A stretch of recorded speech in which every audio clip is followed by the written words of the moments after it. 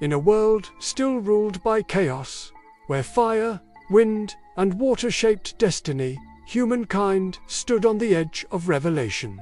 They had survived the beasts, the hunger, the endless nights, but now they faced something greater, the raw forces of nature itself.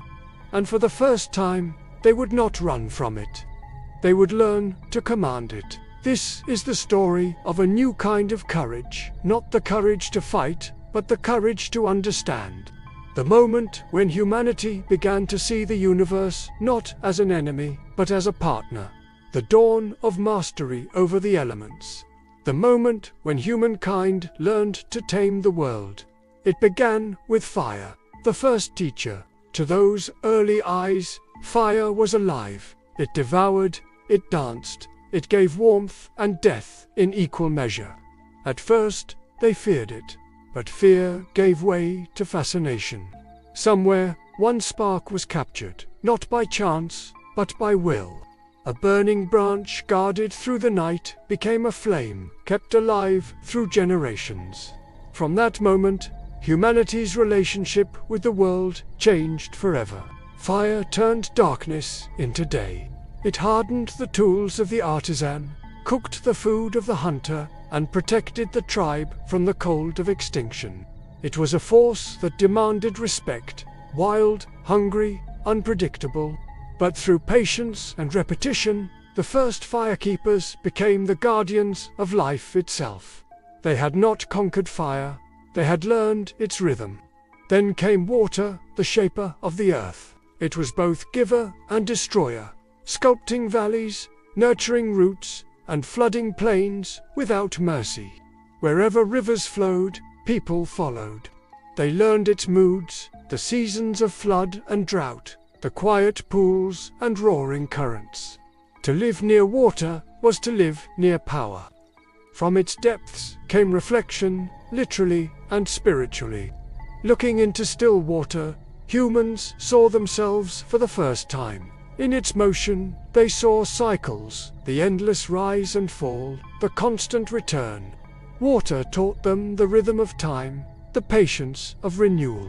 And soon they learned to use it, to fish, to carry, to irrigate. The rivers became the lifelines of early civilization. Then came the wind, invisible, untouchable, yet ever-present. It carved the deserts and whispered through the grasslands. It was the voice of the unseen, the breath of the sky. Humans could not control it, but they could read it. They watched the bending of trees, the flight of birds, the scent carried through the air before the rain.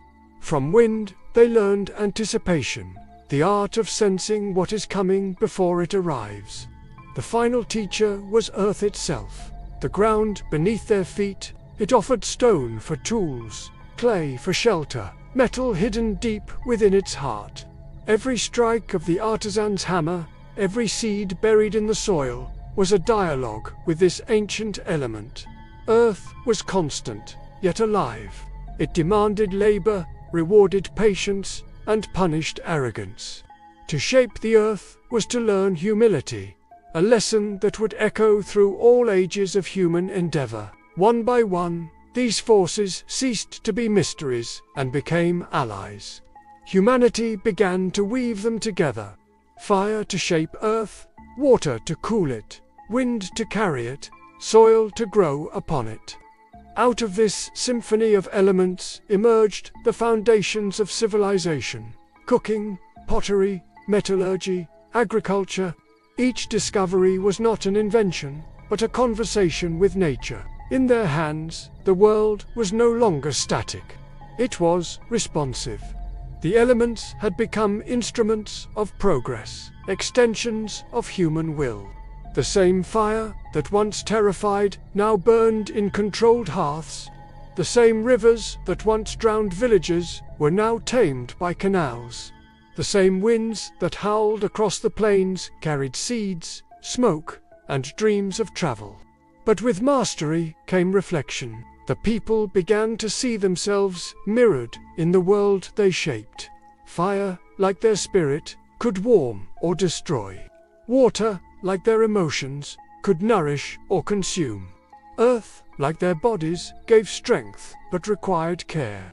And the wind, like thought itself, was invisible yet boundless. In Taming the Elements, humanity had begun to understand its own nature. Around every fire, stories grew, myths of gods, of thunder and rain, of spirits in the mountains, of winds that carried souls.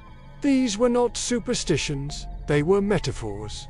The language of myth was the poetry of discovery, a way to express awe before the forces that had become partners in survival. The elements shaped not just the world, but the human imagination. They inspired the first rituals, the first songs, the first prayers whispered to the unseen. Every flicker of flame, every ripple on the water, every gust of wind was a reminder that the world was alive and that humanity was part of it. With each generation, mastery deepened. Fire became forge. Water became irrigation. Earth became architecture. Wind became direction. From these four pillars, the structure of civilization began to rise. Yet, the greatest lesson the elements taught was balance. Too much fire, and the forest burns. Too much water, and the village drowns. Too much wind, and the harvest falls. Too much earth, and the spirit stagnates. To master nature was never to dominate it, it was to live in harmony with its rhythm. And that rhythm still guides us. Every time a flame is lit, every time we plant, sail, or build, we echo that first ancient pact between humankind and the world. The elements we once feared remain within us, waiting to be remembered. The dawn of civilization was not built from stone alone. It was born from flame, from water, from soil, and from sky. It was born from the hands that learned to listen, and from the minds that dared to imagine control without destruction.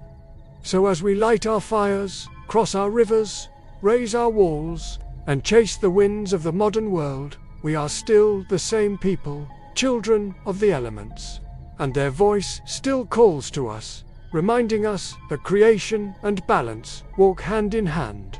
If you felt the spark of this ancient journey, the fire that still burns in our hands and hearts, leave your mark.